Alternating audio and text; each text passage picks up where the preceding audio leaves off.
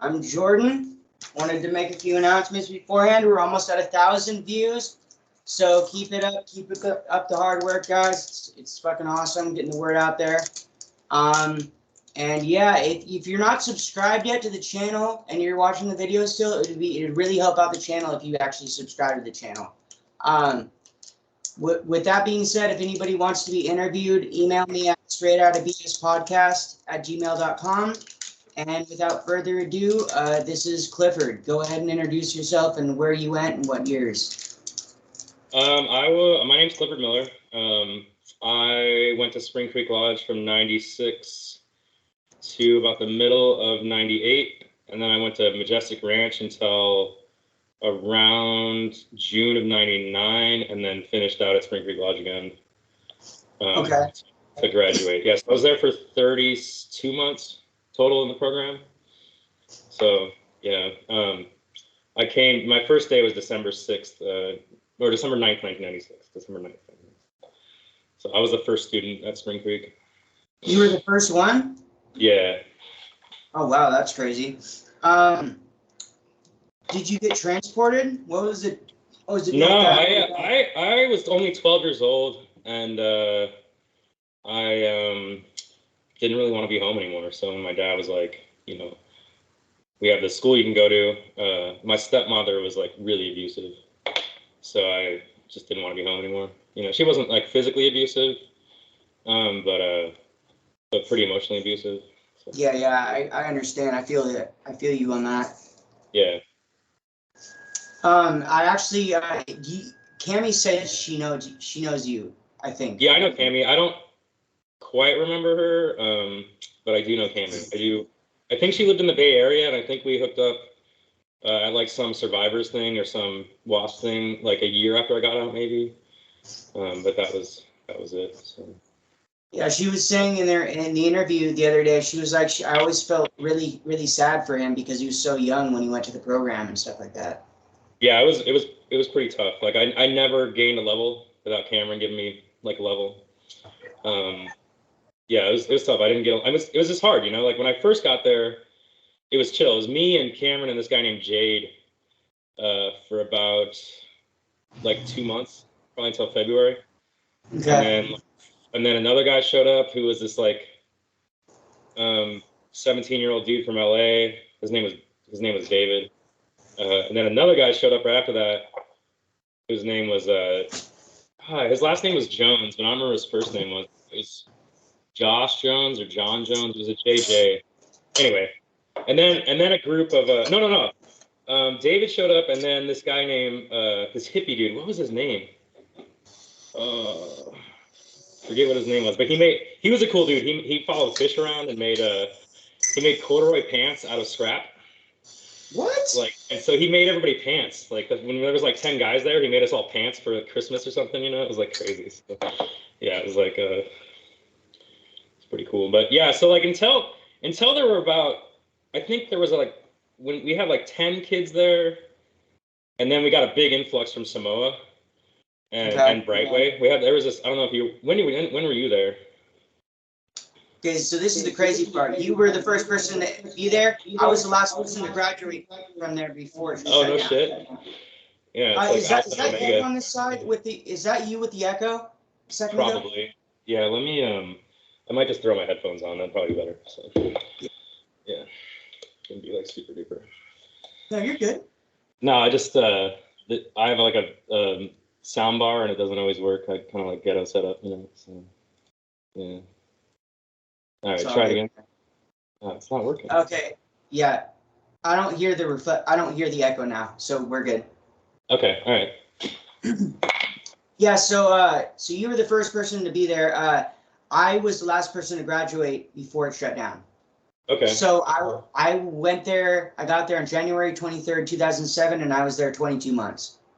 Oh shit! All right, damn. Yeah. All right. Yeah. It was like the first couple months I was there when there was about 10 kids there, it was pretty chill. Like we did a lot of like work shit, you know. I mean, when I got there, like none of the cabins were set up really. I mean, it was an old school, I guess, like an old boarding school, and none of the cabins were set up. like they wanted them to be set up, and then they kind of figured, you know, I was like 12, I wasn't gonna run away, I wasn't gonna do shit to them, so they didn't really treat me like a program kid for a while. Yeah. And then there was this place called Brightway. I forget what it was called, but it was like some like detox center they had that the program had, you know, in Utah, and kids would go there for like a few weeks, I guess, to detox, and then like so a big group of kids showed up, and then they put us in a family, and then it got, you know, more programming after that. Yeah. So, yeah. But it was still like, man, I think about because I was there till 99, and then I worked there in like 03, 04 timeframe. And yeah, it was so like, I mean, lack of a better term, it was fucking ghetto. Like it was so dirty and nasty. Yeah. And yeah, we did a lot of projects. You know? Like it wasn't just stupid work party shit. It was like actual practical shit. It was actually really, really cool because, you know, like on a Saturday we just work all day long and get a lot of shit done. You know, it felt really good, you know, to work in a team like that and stuff. But yeah, but it other than that, it wasn't. Everything else was kind of shitty for sure. But yeah. Okay. Yeah. I can hear the reflection again, so you should wear your headphones. Yeah, I'll get my headphones going. I'm sorry, man. Yeah, no, you're good, bro. You're good. I think I gotta do it on Skype somewhere. There's like an option on Skype somewhere. Where's the change audio and video settings? Audio settings. Okay. All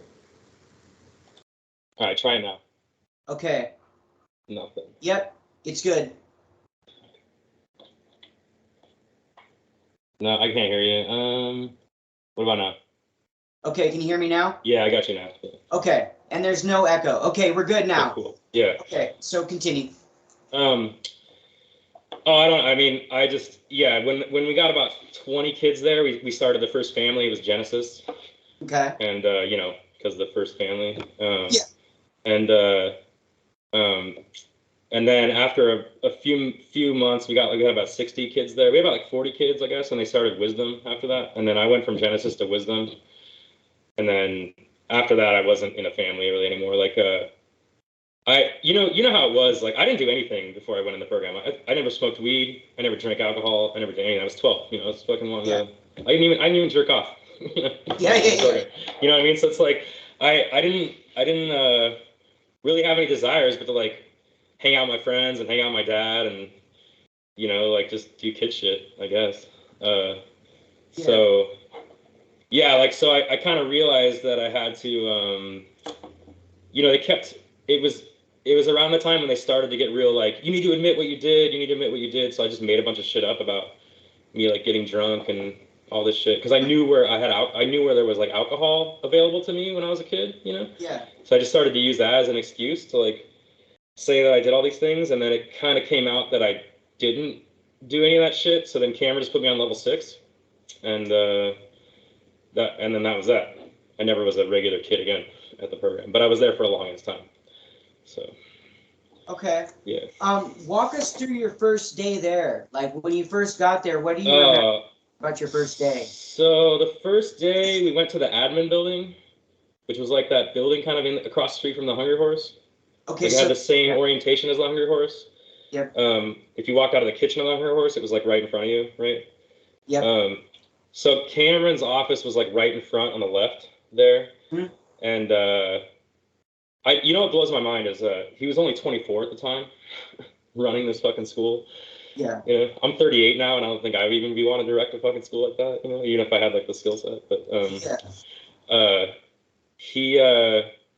I mean, my dad dropped me off. I had gone to summer camp and stuff before, and it just kind of reminded me of that, you know, and the feeling of it. And so I was just like, well, you know, I guess I'll see you. And he was crying, and I was like, it's only 6 months, you know, because that's what the contract was. Yeah. At the time, and so I just, you know, he was crying, he left, and then they kind of talked to me about some things, and yeah, I don't remember exactly. I just remember I remember the first couple weeks of just shoveling a lot of snow. It snowed a lot that year. There's probably like 3 feet of snow on the ground when I got there. which wasn't normal for that area, I guess. And so we shoveled a lot of snow to the different cabins. They hadn't even gone to some of the cabins yet. And so we made paths to the cabins, and then we cleaned them out. And I did school half the day.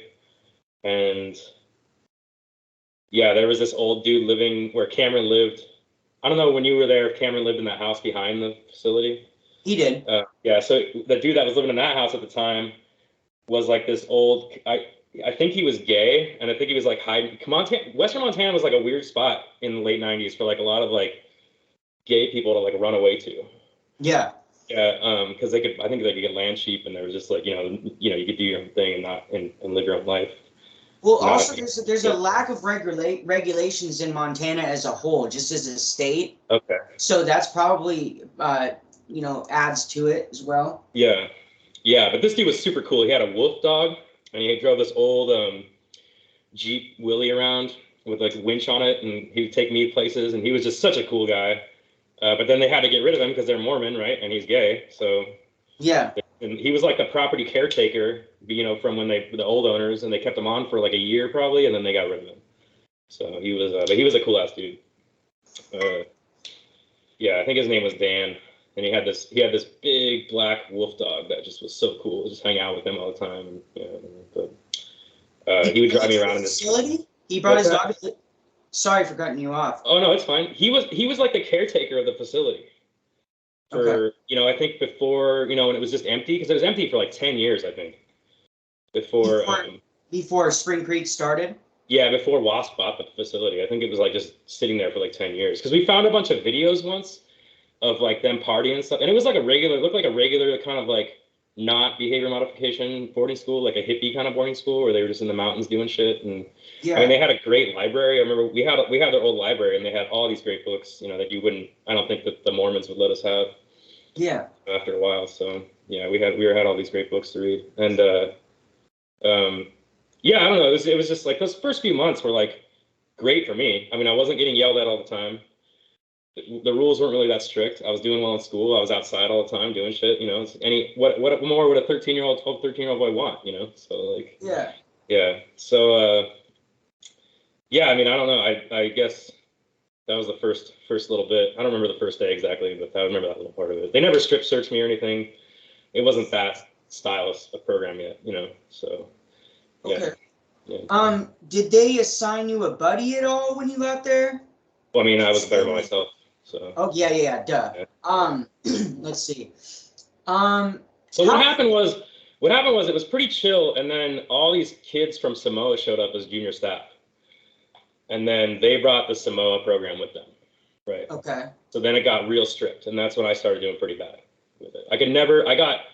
Back in the day, like you had to get 100 points, which you could get in a week, and then get voted up to level 2. Yeah. Right. I could never get 100 points because I'd always get a Cat 1 every week. I'd always get 3 Cat 1s and have to do worksheets and get the 100 points taken away or whatever. I think it was 100 points for like a regular Cat 1. Yeah. Or like a 3 Cat 1s or whatever. And so it's every week I was just back at 0. And yeah, it's just because I mean I was 13. Like I couldn't fucking not talk. I couldn't like not look out of line. It's just wasn't working for me. Yeah. So and then when I finally did.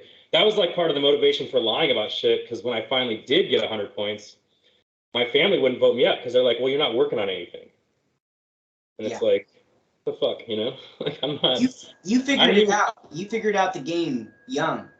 Yeah, I didn't even know. No, I mean, I didn't figure it out, man. I didn't know what was going on. Every time I'd get a Cat 1, I could barely write my 100-word essay. My anxiety would be so high because I'd be so frustrated, And like, I just meant that you were conscious enough to understand that, hey, I gotta, even though I haven't really done shit and fucked around. Oh yeah, that's part of it. Yeah. Yeah. So, yeah, that was tough. So, I mean, after that whole thing where I lied about that, and then Cameron. I mean, I think Cameron had like a soft spot in his heart for me, because I like knew him since the beginning. So he gave me level 6 and just put me on level 6 until I went to Majestic, because they sent me down to Majestic to help them start that program, I guess, like be a junior staff down there. So, yeah. Okay, how far into your program did things change? Like, how long, and the second part to that question is, how long did it take you to, like, realize that, like, for everything to, like, fully sink in and realize, like, damn, this place isn't really that good, or whatever, like? I never thought that, man. Okay. Up until a few years ago, I drank the fucking Kool-Aid, that place. Okay. So I would say, I don't know if you heard about Cameron and Chafin's different school they started called Reflections Academy. I've heard bits of Yeah. this. So I was, when they were starting that up, I was working in the near the Tri-Cities area. I was traveling. I travel for work a lot. My job requires a lot of travel. So I'm in South Carolina right now, but like next week I'll be in the Tri-Cities for 2 weeks. Yeah. So like last week I was in Bend, Oregon. But I was traveling for work, and then I was separated from my wife at the time, and like when that job finished, I had a few months off, so I just called them up and was like, "What are you guys up to?" And I went and helped them like start that program. Like that's the relationship I had with them, you know. And that was up until 2016. So like I didn't really realize the abuse and the bullshit, not really at the hands of those two guys, but you know, at the hands of the program in general. And I do hold them accountable because they weren't policing their people. Yeah. You know, but like yeah, it was until Chafin Chafin sexually assaulted a student at that new school. And when that happened, like it's like ego death, you know, like I just like lost all my kind of like, what the fuck, like my whole reality of them shattered, you know, because I always looked at Chafin and Cameron as like upstanding, especially Chafin, like an upstanding Mormon family man, you know, he's always talking about his wife, how great his wife was, and always talking about his kids, and just always was like that, you know, in the years that I knew him. And then when that happened, I was just like, do I even know this person? Do I know what the fuck's good? Do I know what the program is? I started reading more about people's stories. I started remembering shit that happened to me, you know? So like, I mean, when I was first there, when we first established the families, I remember, did they have the wood stove in the Hunger Horse when you were there? They had this huge wood stove in the middle of the Hunger Horse when I first got there. I think they might have had it, but I don't think they used it when I was there. Oh yeah, we used it, yeah. So, but yeah, we were lined up in front of the wood stove, and I was in the front because they lined up shortest to tallest. And do you remember Keith Wood? Was Keith Wood there when I think he had already died before you got there. The last name Wood sounds really familiar. He was like this macho cop-looking dude. I don't know. But he killed himself. He was dating another staff member, and I laugh about this now because fuck that dude. He was dating another staff member, and she was cheating on him, so he like shot the dude up and thought he killed him, and then killed himself. But the dude didn't die. Yeah. So. And he did that in the program? That happened in the program? No, it happened like in Plains or something, but I just remember like hearing about it because I worked there right before that happened. I quit and come back to California right before. I grew up in California. It's like I quit and come back to California right before that happened, and my friend Amber called me and she's like, "Oh, did you hear about Keith?" And I'm like, "No," and then she told me, and I was like, "Fuck." All right. Again, still didn't. My whole worldview wasn't shattered then. You know, I thought that dude was my friend. But I mean, a story about when I was like 12 or 13. I probably would have been 12. I was just standing in line, and all of a sudden that motherfucker checked me. He just like checked me and threw me across the room. What? And he was just like, "You looked at me mean." And they like gave me a cat 2, and I think they gave me a cat 3. We only had 4 categories back then, and he gave me a cat 3, and I had to go to like isolation for a day and shit. It was like police brutality for sure, you know? Yeah. I didn't do any. I wasn't freaking out. I was literally just standing in line. Yeah. Yeah. And yeah, you can try and do perfect all you want, man. But if just one person doesn't like you, yeah, you're cooked. Yeah, exactly. Yeah, so it was that part was hard for me. One time I got tonsillitis when I was there, and I was running like 103, 104 fever, and I hallucinated one night and like broke one of the windows. Remember Big Sky, that cabin with the huge windows that was like kind of down on the bottom of the hill by the basketball courts? So we were sleeping in that. That was where Wisdom slept at the time. I think it was the classroom when you were there.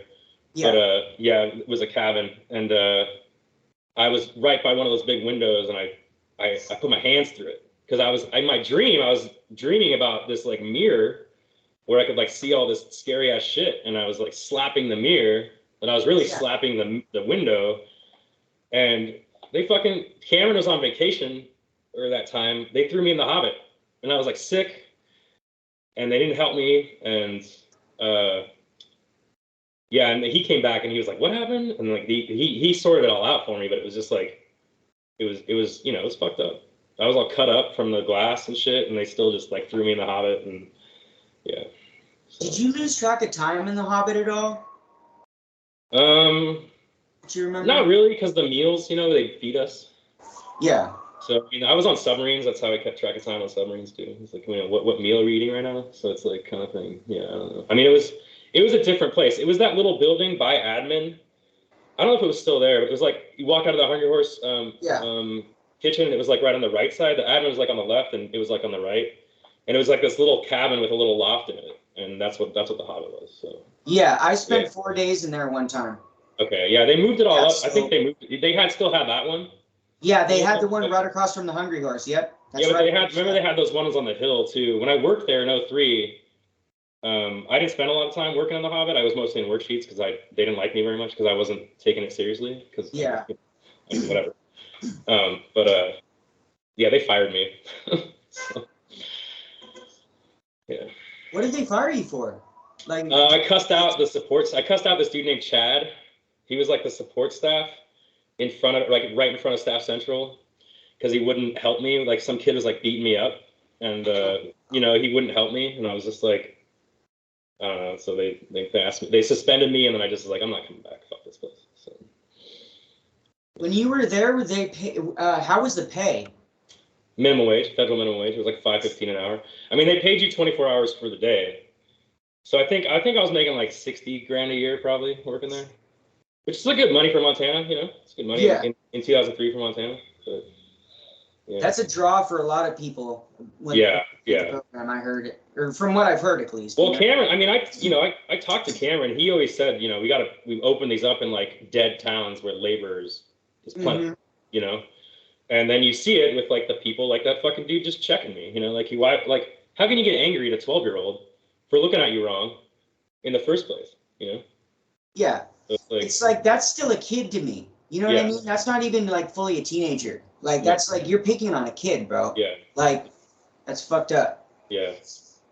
The fucked up thing was like, my family life was so fucked up that like later in life, that dude was kind of like a father figure to me. Yeah. Because that whole like those people that were there in the beginning were family to me essentially until real recently, until a few years ago. So, yeah. Walk us through what seminars did they have you do and like. So when I was there, when I first got there, all they had was Discovery and Focus. Okay. I went through Discovery, finished it the first time, did Focus. We did it in the Hungry Horse. We did the seminars in the Hungry Horse. And then everybody ate in the kitchen. Like they moved the tables in the kitchen, and that's where people ate. And Discovery and Focus, that was it. And then about maybe like 9 months in, they had Accountability. And they started that one. And then when I got back from Majestic Ranch, they had Keys to Success was the last one. Okay. And then the PC1, PC2. What was your experience of the seminars when you went through them? I liked them when I was there. Looking back on some of the processes, I think they're kind of fucked up. Like the lifeboat thing was kind of fucked up. That one fucks with me to this day. Yeah, I just recently watched like a movie with a scene of that in there. I forget what it was, but it was like pretty traumatizing, pretty triggering, And then, hold on, I have someone coming over, so they're just gonna sit. They're gonna wait for this to be over. Sorry. Oh yeah, so no problem, bro. Actually, can you give me like 2 minutes? Yeah. Okay? Go ahead. Okay. All right, I'm sorry, man. You're good, bro. You're good.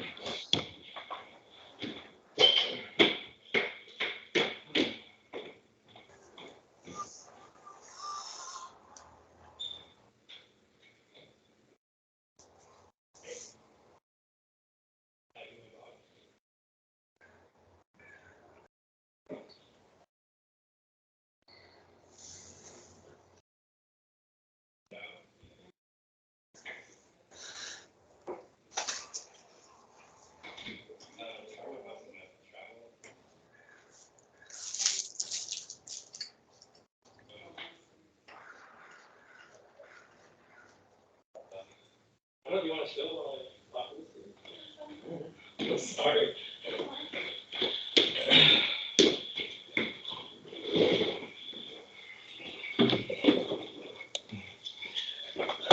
All right, I'm back. All right, cool. So what was your question? Oh, the seminars. You want to talk the seminars? Yeah. The seminar. I thought they helped me a lot, actually. Focus, especially. Focus really helped me to, like, for the first time in my life. I think that the stretch or whatever they called it at the end really, like, helped me see who I was for real. You know, or not who I was, but just like that I can be who I want to be, I guess. Or, you know, I don't know. It just made me feel good. So. Okay. Yeah. Not afraid of like judgment. Not as afraid of judgment or what? Did Yeah, that? I think I could attribute focus and like things like that to like me now in the world, to just be like not give a fuck, get up and do karaoke, you know, like just ask a chick out kind of thing, you know. It's not like whatever.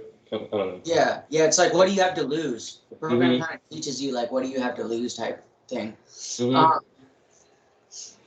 Let's see. What did they say about runners when you were there? Did they say, like, anything along the lines of what happens in the woods stays in the woods, anything like that? No, there was a few kids that ran away when I was there, and they just got caught. And I mean, I was in worksheets every week, so I was just in worksheets with them. Okay. So all we had was Cat 4 back then, so it was like they just got a Cat 4 for running, and you know, they found him. We had this one, for lack of a better term, I don't know, like he had some kind of disability, but I don't know why he was there. He was like not fully, you know, he was developmentally disabled, but he ran away. He got tased and pepper sprayed by a sheriff. Oh wow. Okay. Did But they they had the sheriff in their pocket. Oh yeah. Have you seen the documentary Who's Watching the Kids or whatever? Mm-hmm. Yeah. Bro, yeah. tell me that in that interview when they're asking the sheriff questions, every single question they ask him, bro, he's so paid off. Like his like reactions and how he's like, I'm afraid I don't want to talk about that. Well, it's it's an elected position, and they're the biggest employer in the county, you know. Yeah. So it makes sense, but it's just fucked up. Did they do anything about the rock pit? I know Cammie was talking about having her experience in the rock pit. That was like after I came back from Majestic Ranch, and like I remember facilitating like a gravel pit thing. I didn't really like it that much because we had to push the kids down the hill. Like I'm not about that, you know. Even as a kid, I wasn't about that. So it was like, yeah. And I was only 15 when I graduated the program, so. Yeah. Let's see here. Did they have lower like did No, they didn't have that until they had that when I worked there. I don't know when they got that though. It wasn't when I was there. The junior staff lived where the hobbits were, up in behind the Grand Teton. Okay. You know, like that A-frame cabin that was next to the Hunger Horse. It was behind there up the hill, and where there was I think there was 4 or 5 isolation rooms in there. That was the junior staff cabin, the boys' junior staff cabin, and the girls' junior staff. So they built the first big cabin they built there was right by where the you know that first cabin you came to when you drove up the facility on the right side where all the family reps were and shit. Yeah. So it was right by there. The girls lived in that cabin where the family reps were, and then they built that other cabin and they put the 2 girls' families in there and the girls' junior staff in there. Oh, so wow. that's where they were when I was still there. Yeah. So you got level 6, and then did you graduate? No, so I got level 6, and then I was just level 6 the rest of my time. So I think they made me level 6 about 10 months in, and then 14 months in, I went to Utah, to Majestic Ranch. Okay. And then when I was there, I was like the junior staff lead, because I was a little older than everybody. I was 14 at the time, so I was a little older than everybody there, and like it was like a legit working farm. So that's what we did most of the time, was like work with cattle and shit, which is, you know, I mean, again, like one of those things. It's like I got to drive sheep through the Wyoming countryside on horseback for like weeks at a time. Like, what other 14-year-old gets to do that in America? You know what I mean? Like, that was a fucking great experience, right? Yeah. And that program for sure was not. There was like 10 kids there by the time I left, so it was just a chill ass spot to be. Like, we were just working on the farm. We had a real teacher that would go to school. We were all in the same grade essentially, so it was like We had real teachers that would do stuff with us. There was an 18 and over program there, and those guys would do stuff with us all the time.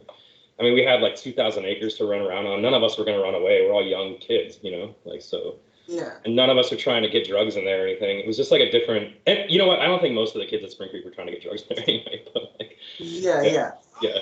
So it was just a really chill spot to be. I mean, I don't, you know, the guy who owns it, he owns Spring Creek too. Fuck that guy, you know, but like. Yeah. Hold on a second. I got to close my. Oh, good. Oh, never mind. They're just yelling real quick.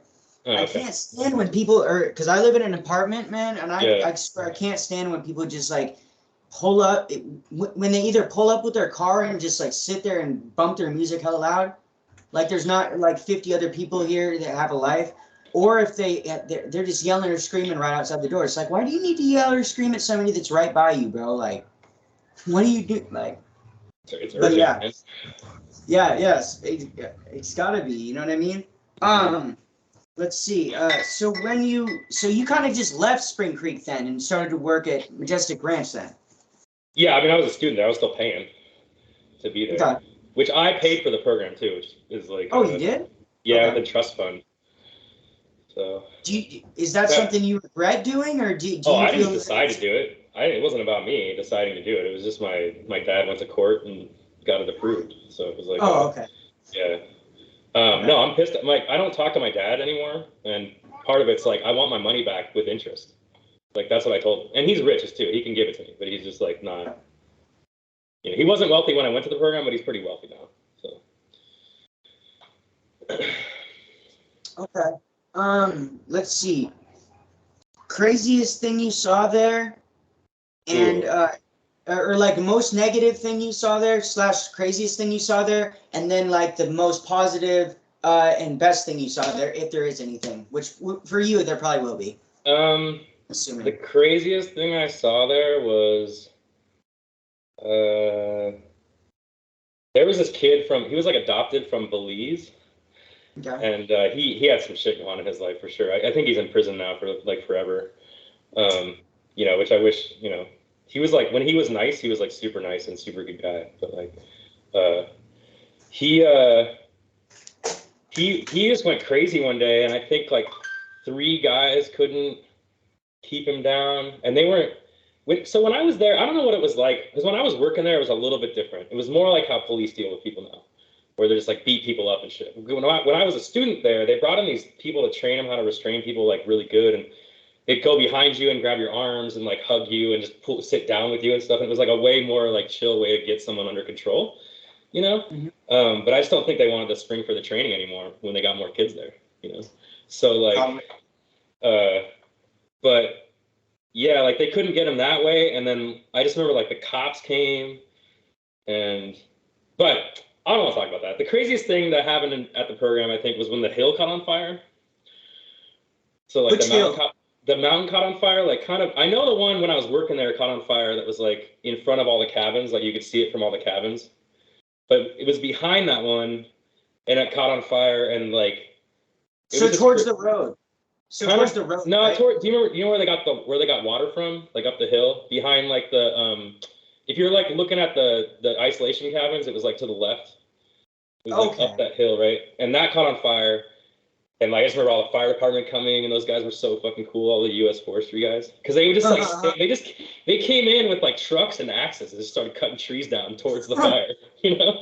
And then they were using like pulleys and shit to pull all the logs. They wanted to just build it all up close to the fire, so it would just burn there and not burn anywhere else, you know. Yeah, it was crazy. It was crazy. Those guys were like, and then they were just like, it was just like the first real men I'd seen ever in my life, I think, you know, like real mountain men that just got shit done and stuff. So yeah, it was cool. So, I mean, it was crazy, but it was cool too. Do you think somebody intentionally started that fire, or do you think it was natural? Oh no, we have thunderstorms all the time in the summer. There, you know, they start fires all the time. Yeah. Okay. No. Yeah. Thought I'd ask. No, I mean, I just, you know, what I realized about the program was like, a lot of the kids, like I'd say 10% of the kids there needed to be there. You know. Yeah. And like most of it, like my situation is like my family just wanted me out of the house. Like my stepmom just wanted me not draining shit from the rest of the family, you know. So yeah. With Chafin, or what's your experience of Chafin and Cameron? What's your experience of them like? I mean, I used to think that Cameron was like, if you look at like examples of, and this is because I was 12 and naive, I think, right? Because I've learned a lot more shit about him recently. Yeah. But I think every man has their darkness too, right? But like, or every person has their darkness. But I mean, I legit thought he was like, one of the nicest, fucking chillest dudes I ever met. I mean, he was really generous with me, and he was really good, good about stuff. But then I've heard so much shit about him, how he, basically every female staff member that came and worked there, every female student that came back and worked as a staff, he would like end up trying to fuck him. And like, that was just like, it's like, dude, it's just like creep me out, like you're grooming these girls to like fucking, yeah. So, and then, and Chafin, I mean, yeah, until I found out about him and that student, I was like, nah, I just thought he was like one of the most upstanding people, But it's just, I think it was me being naive and ignorant of the whole situation, just because of where I was and the way I got treated by them. And then I wasn't there when it was such an industrial place. Yeah. So, yeah. Did they put you on a blackout when you first got there? Did they let you call your parents? No, I didn't talk to my parents for like 9 months. Okay.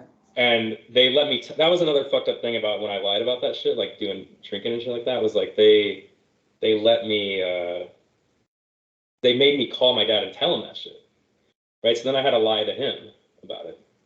Yeah. Yeah. And then they showed up a while later to tell me I was going down to Utah.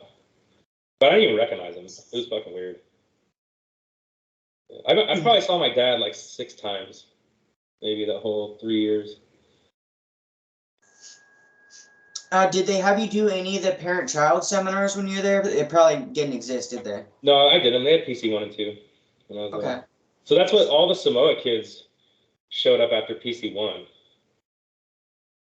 And then I guess a thing with the program was they would transfer you to a different school when you did PC 1, so you weren't like policing the people you were with, Oh, okay. Like the military, like no fraternization, kind of thing. So yeah, yeah, it's kind of a smart way to go about it. I mean, if you want people to do your bidding for them, yeah, for sure. Yeah. I mean, that's why the military does it, Yeah. Let's see. So what was your experience of PC1? Because I know when I went to PC1, man, that was super emotional for me, seeing my parents after so long. I don't know, man. It was just, I didn't really have anything. It was just like kind of Discovery Light. It felt like. Yeah. I don't really remember my parents with it. I was kind of weirded out because my stepmom, who wanted me there for so long, she was the reason I stayed for so long. She did Discovery and was like, I don't like this. I'm not about this, and just stopped doing the seminars and shit. Then why the fuck you keep me there? So yeah, why put you through it? Yeah, well, it's not even about that. It's just like if you think this is weird, why are you having me in that environment all the time? Yeah, it's really about me being better, getting better. Go to the school to get better, So. Okay. Did you? What about positives that you saw there, if there's any? I mean, the relationships I had with other guys, they were like amazing. I still talk to a lot of them today. I think social media has just been like great for that. Because they had like the no contact policy and all that stuff, so like you had to be like super secret to get someone's number. Yeah. They would like search your shit when you left and all that stuff. Like it was crazy. So. Did they have Trail of Lights when you were there at all? No. No. Okay. And did you staff any seminars? Yeah, I staff seminars all the time. Okay. I really like the seminars. Like I don't know that I would do them such a mandatory kind of like the way the program does them, Yeah. But I think like, about maybe like 50% of the seminar could be good if they did put focus and discovery together and got rid of the weird fucking like combative bullshit. Yeah. In it, if it was more about love than combative shit. Yeah, that would be cool. Yeah. And let's see here.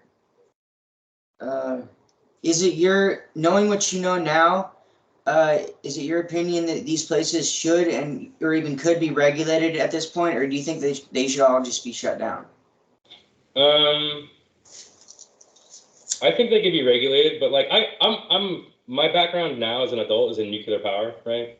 Okay. And like I worked at a nuclear power plant, and we had not naval reactors. That's my thing before that, but we had the Nuclear Regulatory Commission. They had a field office, and they had agents there all the time.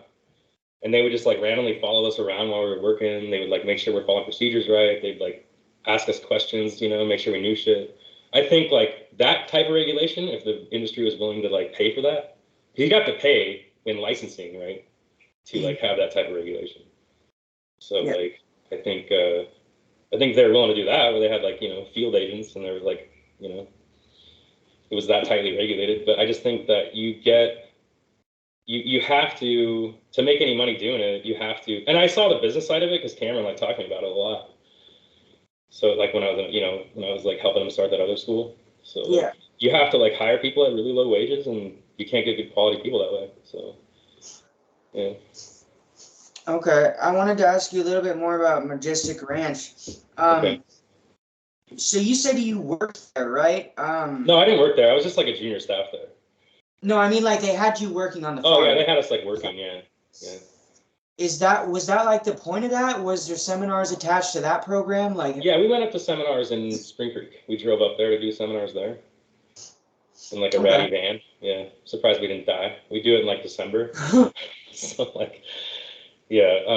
No, they had the seminars. The work was like, it was essentially. I mean, I grew up my parents are farmers for real too, and so like it was essentially like chores, like normal farm chores we had to do. And since there was like 10 of us, it didn't take very long, because it was a family farm essentially. They just had these like kids there. So, I mean, I think it's I have a son. He's 8, and I think that kind of shit's good for kids. To have to do that kind of stuff, and it's like you're part of the whole. Because we would shear the sheep, and we get things from that too. Like we make yarn. We did a lot of shit. We learned a lot of shit there. So, I mean, as far as that's concerned, like Spring Creek, I felt like didn't Spring Creek, unless you played guitar at Spring Creek, they didn't really. There was no fostering of like interests or arts or anything like that, right? Yeah. And so, like, at least at Majestic Ranch, like, I was busy with my hands. Like it was better than just sitting there in school all day long. So they didn't have school there? No, they had school, but it was like half a day. Like we'd like work from like 6 to 7:30 and have breakfast, and then we do school after that. We didn't work all day long, But then we did like school, and if we did good in school and we were good, we'd go fucking ride horses. We just go riding horses around. Like you can't. That's like what Spring Creek should have been and could have been, Yeah. So, yeah, we like had a horse we had to take care of and like deal with all the tack and everything, like all the equipment to go for it, clean their hooves and do all that shit, And that was great. So people pay for that shit, So, yeah, for sure. All but right, I mean, they were weird Mormons, so I don't know. There's that too. So yeah. All right. Well, is there anything more you want to add to your story, or that you want people to know about programs like this for the people that are out there? I just don't. I mean, I think that if you're gonna, don't fucking send your kids to any of these places. I don't know. I don't know. I feel like a lot more parents these days like look at themselves. At least the people I hang out with, or like look like, why are my kids acting like this? What is that? What about that is my fault? Not like fault, but like, you know what I mean? I don't know if you know what I mean, but yeah. How am I accountable for this too? Like, because it's not always going to be like 100% somebody's fault. You know what I mean? No, I don't. Yeah, I get that. Yeah. No, yeah, it's like when my daughter does something, my daughter will be sassy with me, and I'm like, oh, that's fucking me. You know, like, or I'll catch her being sneaky, and I'm like, oh, that's me. Like, she's getting that behavior from me, so I need to check myself, versus like getting angry at her, So. Yeah. Sure. All right. Is there anything else you wanted to add? No, man. I appreciate it. I appreciate you doing this. Like, I actually thought about doing this a few years ago, and I just, hella shit going on. I think it's a great idea, and I think I think it's great. I've been listening to him. So yeah. For sure, for sure. Well, thank you for your support, and like I said, you guys, we're literally right there, almost at 1,000 views. So let's keep it up and get the word out there more. And if you want to do a part 2, like I tell everybody else, just hit me I probably want to do a part 2. I kind of want to like outline my story, you know, like a little bit to do that. So. Yep, we'll get her done, and then we'll reschedule, and we will do part 2, brother. All right, man. All right, peace out, brother. You have a good night. You too. Bye. Bye.